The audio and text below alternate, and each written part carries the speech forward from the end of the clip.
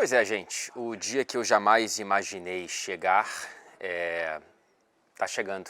Na sexta-feira teremos, portanto, o Fluminense, primeiro classificado para a final do Mundial de Clubes, enfrentando o Manchester City, o encontro entre o meu coração e a minha profissão. Vai ter um vídeo de prévia desse jogo que eu vou soltar aqui no canal na quinta-feira, portanto esse vídeo não vai se aprofundar no confronto da final do Mundial de Clubes, o próximo vídeo sim. Então, se você veio aqui com essa expectativa, eu não quero te enganar, você pode economizar o tempo da sua vida e não ficar aqui comigo para ouvir um pouco desse Manchester City.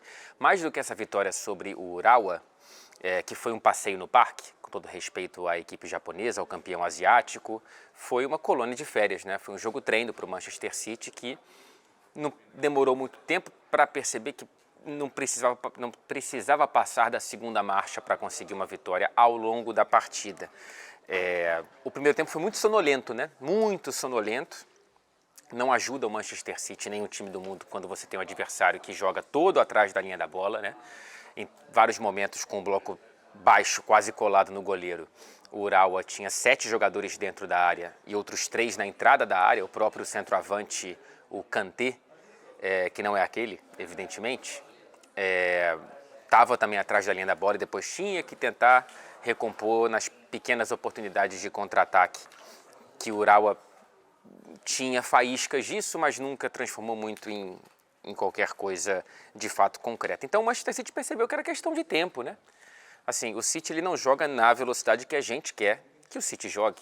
Quando ele percebe que ele pode se poupar, quando ele percebe que pode poupar energia, quando ele percebe que ele não precisa arriscar os jogadores num gramado, inclusive, muito ruim, né? Eu já tinha falado isso no vídeo da vitória do Fluminense sobre o Al-Ahly. E evidentemente que no dia seguinte o gramado estaria ainda pior por conta do jogo da noite anterior.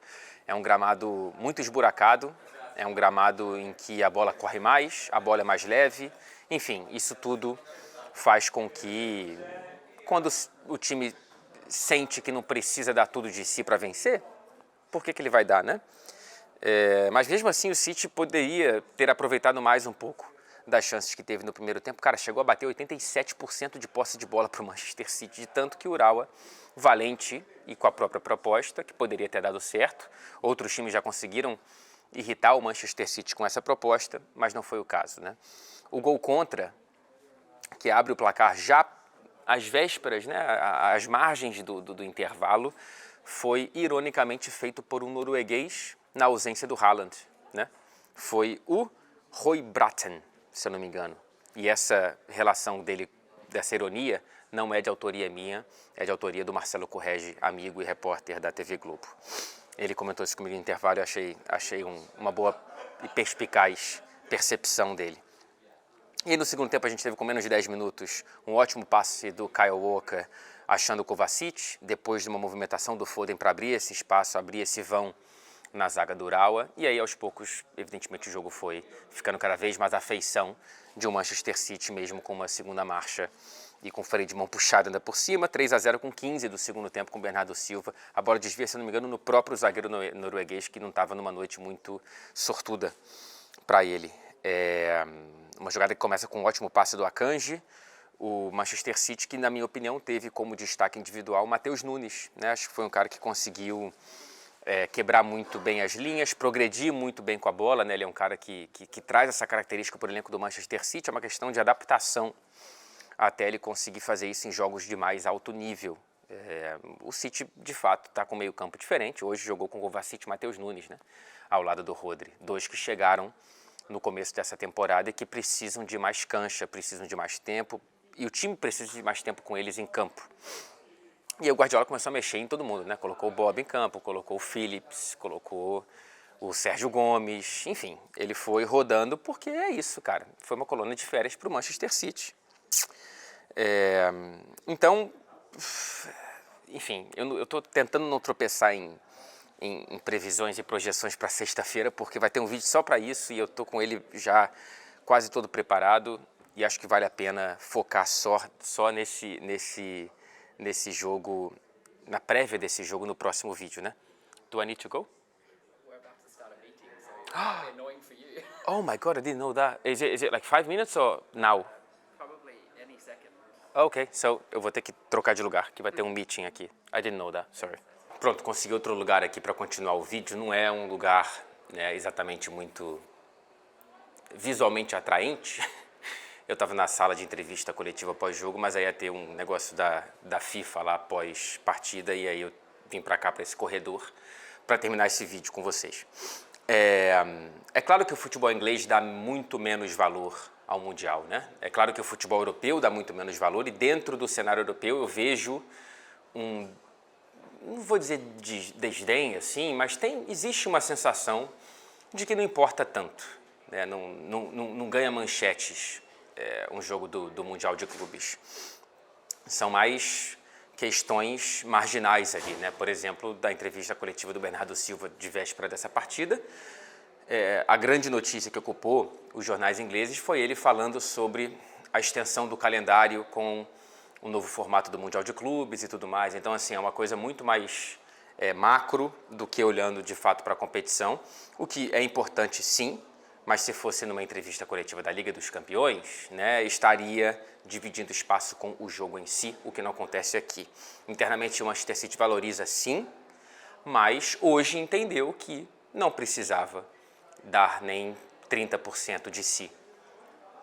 Me lembrou um pouco, e aí vai ser um momento muito específico, eu adorava um desenho chamado Yu Yu Hakusho, e tinha o Toguro, que era um chefão que às vezes ele progredia, né? Da porcentagem do quanto ele usava do próprio poder para derrotar o Yusuke. Então, hoje, cara, se você entendeu isso, muito obrigado, você mora no meu coração. Se você não entendeu, eu peço desculpa. Mas, enfim, 30% do Manchester City, portanto, foi o suficiente para vencer o Urawa, que tinha uma torcida, quase uma bandinha ali, muito bacana atrás do gol, cantava o tempo inteiro, cara. Tinha uma bateria, eram uns 500 torcedores ali organizados do time japonês cantando o tempo inteiro. E eu achei simpático, né? Aproveitando a vitrine, sem olhar para o resultado como se fosse algo que interferisse na festa deles ali, que foi bacana.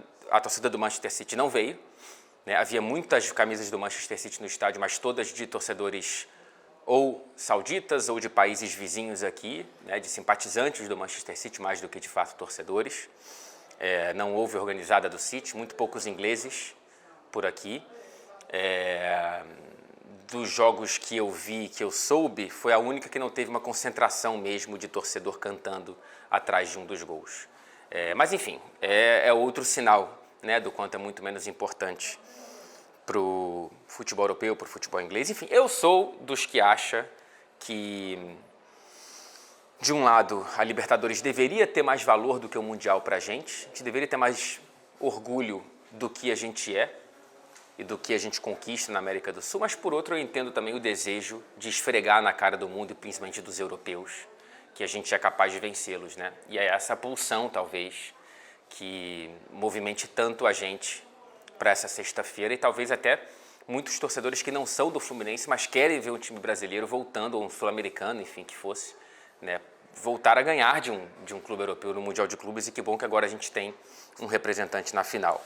Por fim, um exemplo do quanto essa trajetória com diferentes caminhos, ela deságua nesse jogo entre duas equipes, dois clubes que, se ontem eu falei do Fluminense de uma jornada de 24 anos da Série C para a final do Mundial de Clubes, o Manchester City, 25 anos atrás, exatamente hoje, né, na terça-feira, no dia 19 de dezembro de 98, o Manchester City perdia para o modestíssimo York City na terceira divisão inglesa. A primeira e única participação do Manchester City na terceira divisão inglesa na própria história. E naquele momento, o Manchester City, um abraço para você, gente. See you Friday. Passou o pessoal do Manchester City aqui. E eu comecei a falar em português, não sei porquê. O que eu estava falando? Da derrota para o York City, que fez com que o City ocupasse a 12ª colocação da Série C, a menor posição, a posição mais baixa histórica do Manchester City. Portanto, do fundo do poço, agora para o Olimpo, por mais que eles não enxerguem dessa forma enquanto continente, enquanto país, eles estão numa competição a nível mundial, um quarto de século depois de ocuparem o fundo do poço. E é isso, cara. Um coração encontrando a profissão. Nunca imaginei que isso fosse acontecer. Até o vídeo de quinta-feira.